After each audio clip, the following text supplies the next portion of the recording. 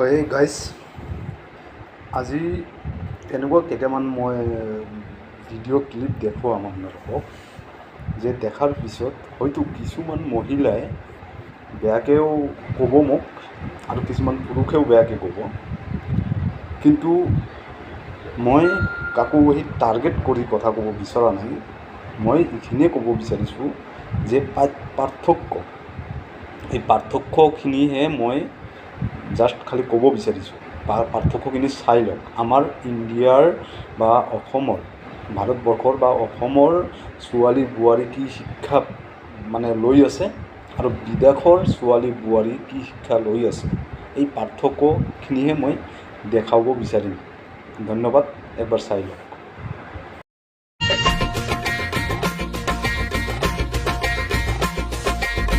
बड़ा मजा आई रानी তহঁতি কোন ৰেন্দি অলা চুদুৰ ভাই চুট মাৰণি হয়? তহঁতি গৰু চুৰ হয় নে ছাগলী চুৰ হয় নে? তহঁতি আটা চুৰ হয় নে আম চুৰ হয়? তহঁতৰ মায়েৰে ল'ৰা নহয়, তহঁতৰ মায়েৰে জহৰা কৰি কিনে পয়দা কৰিছে, কচুবাৰীত পকৰ মাৰি কিনে তহঁতক জন্ম দিছে, গম পাইছা? বেলেগৰ লগত পকৰ মাৰি তহঁতক জন্ম দিছে। তই যদি এক বাপেৰ বেটা হোৱা, তহঁতে যদি এক বাপেৰ সন্তান হোৱা, তহঁতে যদি জহিৰা নোহোৱা, তোৰ মায়েৰে যদি পকৰ মাৰা নাই।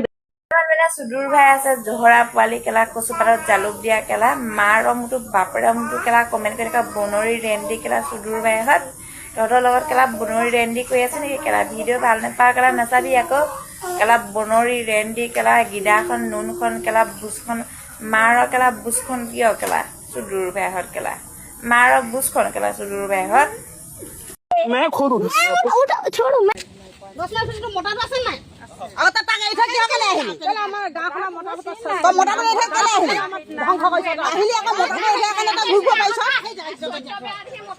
মদ ভাং চব আছে মদ ভাং তাই একদম মোটা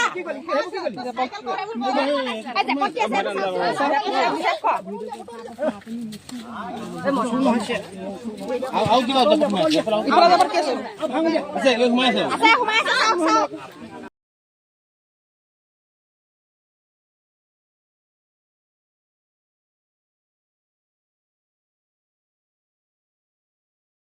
নিশ্চয় এতিয়া ক'ব বিচাৰিম, যিখিনি আপোনালোকে দেখা পালে এইখিনি হ'ল আমাৰ ভাৰত তথা অসমৰ ছোৱালী বোৱাৰীৰ শিক্ষা, এই শিক্ষা লৈ আছে। আৰু বিদেশৰ এতিয়া দেখুৱাম যে কি শিক্ষা লৈ আছে, এবাৰ চাই লওক আপোনালোকে, সেইখিনিও চাই লওক।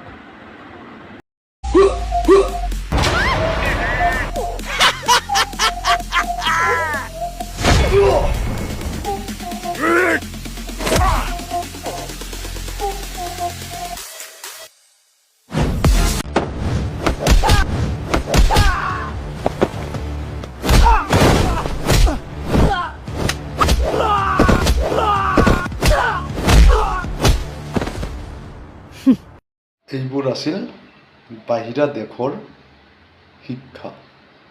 কাৰণ কিয় কৈছোঁ, এতিয়া হয়তো আপোনালোকে প্ৰশ্ন কৰিব পাৰে যে এইবিলাকৰ লগত এইবিলাকৰ কিহৰ তুলনা আছে।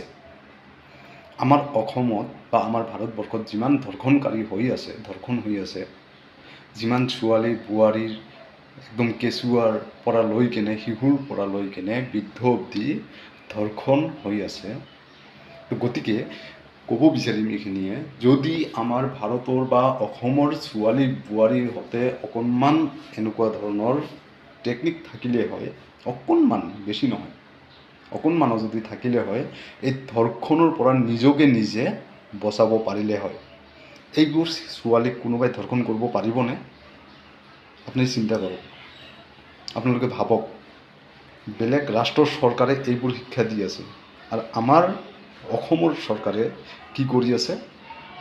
25,000 টকাৰ কাৰণে কোনোবাই ভৰি দাঙি আছে, কোনোবাই হাত দাঙি আছে, কোনোবাই এইটো কৰি আছে, কোনোবাই সেইটো কৰি আছে। এইবোৰ শিকালে কি হ'ব?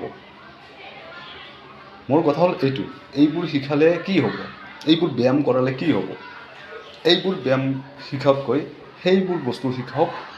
ছোৱালী আৰু বোৱাৰী যাতে নিজৰ জীৱনটো, নিজৰ দেহাটো, নিজৰ গুপ্ত যিবোৰ অংগ লুকাই থাকে, সেইবোৰ অংগ যাতে বচাব পাৰে, নিজকে নিজে বচাব পাৰে, কাৰো পৰা সহায় বিচাৰিব নালাগে।